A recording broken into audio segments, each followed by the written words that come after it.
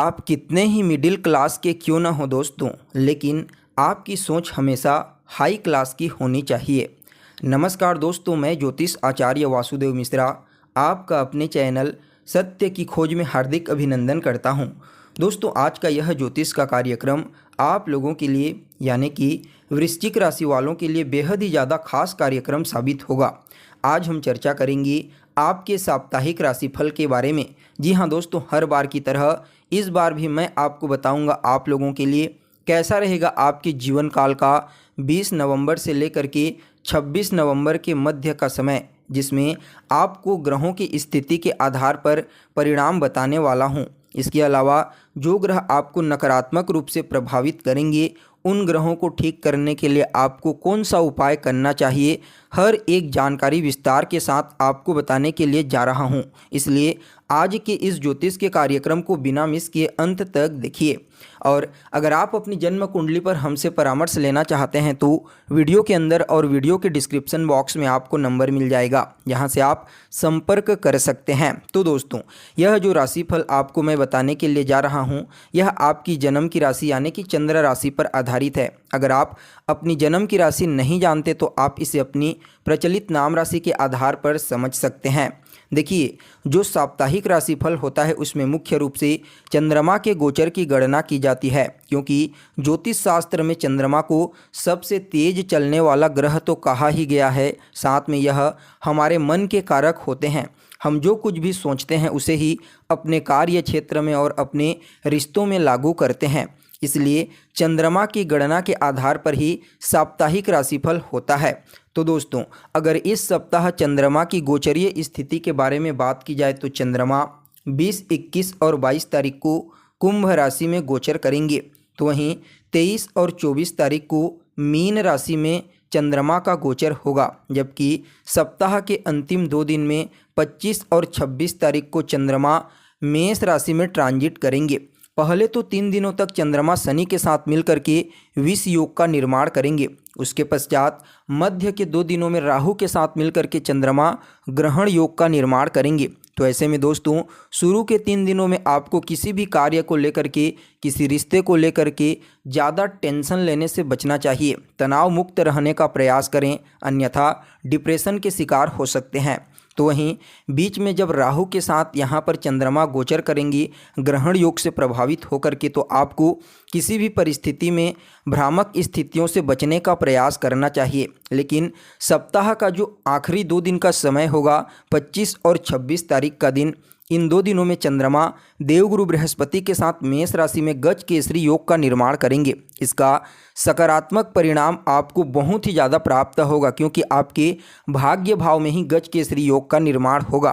तो दोस्तों देखिए, आप लोगों के लिए यानी कि वृश्चिक राशि वालों के लिए चंद्रमा शुरुआती 3 दिनों में सप्ताह के चतुर्थ स्थान में गोचर करेंगे। यहाँ पर पहले से ही शनिदेव गोचर कर रहे हैं। हालांकि विष योग का निर्माण होगा, लेकिन फिर भी आपको भूमि, भवन, मकान, वाहन जैसे सुखों की प्राप्ति होगी। अगर आप कोई निवेश करना चाहते हैं भूमि में, भवन में या फिर वाहन में, तो आप कर सकते हैं। कोई प्रॉपर्टी खरीदना चाहते हैं तो आप अपनी माता के नाम पर प्रॉपर्टी खरीद सकते हैं। इस समय आपका पारिवारिक जीवन खुशहाल रहेगा, सामाजिक जीवन भी बेहतर रहेगा, लोगों का सहयोग आपको पूर्ण रूप से प्राप्त होगा, परिवार के लोग भी इस समय आपसे प्रसन्न रहेंगे। साथ ही साथ चंद्रमा को चतुर्थ भाव का कारक कहा जाता है। इसलिए दोस्तों, अगर आप विद्यार्थी हैं तो आपके लिए यह सप्ताह अनुकूल रहेगा, क्योंकि चंद्रमा खुद ही मन के कारक ग्रह कहे जाते हैं और चतुर्थ स्थान आपकी मनोस्थिति का होता है। तो ऐसे में चंद्रमा का चतुर्थ स्थान में गोचर करना आपकी मनोस्थिति को बेहतर बनाने के लिए अच्छा कहा जा सकता है। हालांकि शनि के साथ रहेंगे, इसलिए थोड़ा बहुत डिप्रेशन की समस्या हो सकती है, लेकिन फिर भी विद्यार्थियों का मन उनके पढ़ाई लिखाई में रहेगा, उनके कार्य के ऊपर वह दृष्टि गोचर करेंगे। कुल मिलाकर के देखा जाए तो चंद्रमा चतुर्थ भाव में गोचर करते हुए आपको कई प्रकार से लाभान्वित करेंगे, क्योंकि यहाँ से वह आपके कर्म क्षेत्र को यानी कि 10वें भाव को तो भी देखेंगे, जहाँ पर उनकी मित्र राशि बनी हुई है। तो ऐसे में कार्य क्षेत्र में जो भी प्रॉब्लम अभी तक आपको फेस करनी पड़ रही थी, वह प्रॉब्लम इस सप्ताह दूर हो जाएगी। इसके अलावा कार्य क्षेत्र में एक मधुरता देखने को मिलेगी। अभी तक जिस जगह आप कार्य कर रहे थे वहाँ पर किसी भी प्रकार की कोई कर्कशता देखने को मिल रही थी, जैसे कि सहयोगियों से वैचारिक मतभेद, वाद विवाद होना, बॉस के साथ वाद विवाद होना।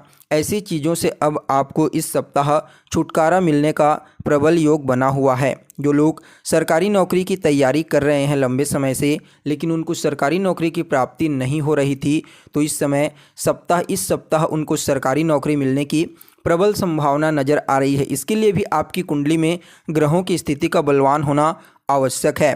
तो वहीं दोस्तों, कार्य क्षेत्र में जब चंद्रमा दृष्टिगोचर करेंगे तो ऐसे में जो लोग बेरोजगार इधर उधर भटक रहे हैं उन लोगों को भी कोई रोजगार मिलने की प्रबल संभावना नज़र आ रही है। अगर आप गवर्नमेंट के फील्ड में कार्य करते हैं तो इस समय कार्य क्षेत्र में आपका मान सम्मान तो बढ़ेगा ही बढ़ेगा, साथ में आपके इंक्रीमेंट में भी वृद्धि आपको देखने को मिल सकती है।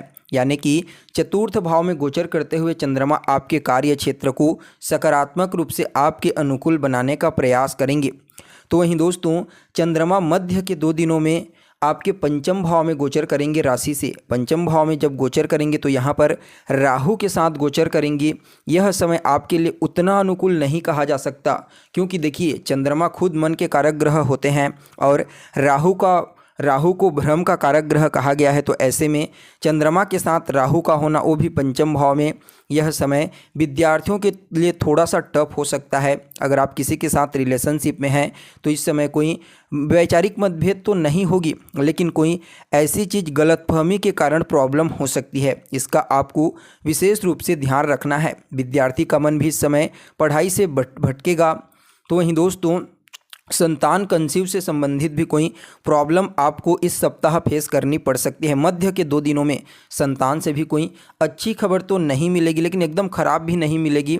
फिर भी उतना अनुकूल तो नहीं ही कहा जा सकता ना, लेकिन फिर भी यहाँ पर देखिए राहु जो है वह विस्तारिता के ग्रह कहे जाते हैं और चंद्रमा है आपका मन, और पंचम स्थान भी होता है आपकी बुद्धि का, आपकी चतुराई का। तो इस दृष्टिकोण से देखा जाए तो पंचम भाव में राहु और चंद्रमा का नेगेटिव परिणाम तो आपको मिलेगा, लेकिन हमेशा याद रखना एक सिक्के के 2 पहलू होते हैं। तो ऐसे में आपके मन में नाना प्रकार की चीज़ें राहु उत्पन्न करने का प्रयास करेगा। उसमें से कुछ वैकल्पिक चीज़ें होंगी जो आपके जीवन को बहुत हद तक प्रभावित करेंगी। अगर उन वैकल्पिक चीज़ों में आपको कोई पॉजिटिव चीज़ दिखाई देता है जिसको पकड़ करके आप आगे बढ़ते हैं, तो यकीन मानिए यह आपके लिए भले ही ग्रहण योग का प्रभाव होगा, लेकिन आपको बहुत आगे तक लेकर के चला जाएगा। यह आपके लिए पॉजिटिव पॉइंट रहेगा।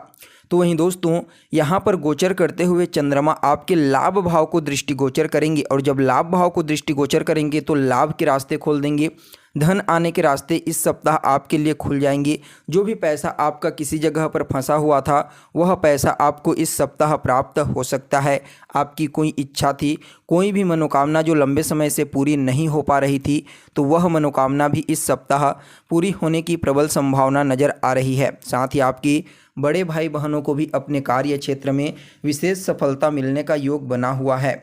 यानी कि देखा जाए तो चंद्रमा का जो दृष्टि है लाभ के स्थान पर पड़ना आपके जीवन में हर चीज़ से आपको लाभ प्रदान करने वाला साबित होगा। तो वहीं दोस्तों, यहाँ पर चंद्रमा सप्ताह के अंतिम 2 दिनों में कुंडली के 6ठे स्थान में गोचर करेंगे और 6ठे स्थान में देवगुरु बृहस्पति के साथ गज केसरी योग का निर्माण करेंगे। तो देखिए इसका पॉजिटिव और नेगेटिव दोनों प्रभाव आपको देखने को मिलेगा। 6ठा स्थान किसका होता है? मंगल का होता है। देवगुरु बृहस्पति जो खुद शुभ ग्रह हैं, चंद्रमा भी शुभ ग्रह हैं, तो यहाँ पर दोनों के दोनों 6ठे भाव में गज केसरी योग का निर्माण करेंगे। तो आपके जो शत्रु हैं वह आपके सामने नतमस्तक हो जाएंगे। अगर आपने किसी से कर्ज ले रखा था तो उस कर्ज को चुकाने के लिए आपके पास धन आने के मार्ग खुल जाएंगे। अगर आपको कोई स्वास्थ्य से संबंधित समस्या थी तो वह समस्या भी आपकी इस सप्ताह धीरे धीरे करके दूर हो जाएगी। मामा पक्ष से कोई वैचारिक मतभेद था, कोई वाद विवाद चल रहा था, तो वह वैचारिक मतभेद भी दूर होने वाला है। अगर आप एक विद्यार्थी हैं और कोई कंपटीशन एग्ज़ाम दिलाना चाहते हैं तो सप्ताह के अंतिम 2 दिनों में अगर आप दिलाएंगे तो यकीन मानिए आपको विशेष सफलता की प्राप्ति होगी। साथ ही साथ दोस्तों, यहाँ पर गोचर करते हुए चंद्रमा और गुरु आपके 12वें स्थान को दृष्टि गोचर करेंगे, जिसकी वजह से खर्चों में तो वृद्धि होगी, लेकिन यहाँ पर शुभ कार्यों में आपका खर्चा होगा, पुण्य के कार्यों में आपका धन जाएगा, जिसका सकारात्मक परिणाम आपको भविष्य में चल करके मिलेगा।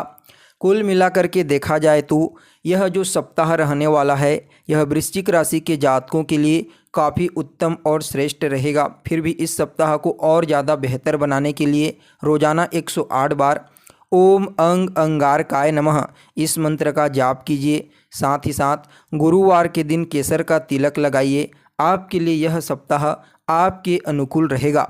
तो दोस्तों, कैसी लगी आपको जानकारी, कमेंट करके बताइए। फिर मिलते हैं एक नए और ताज़ा एपिसोड में। तब तक के लिए नमस्कार।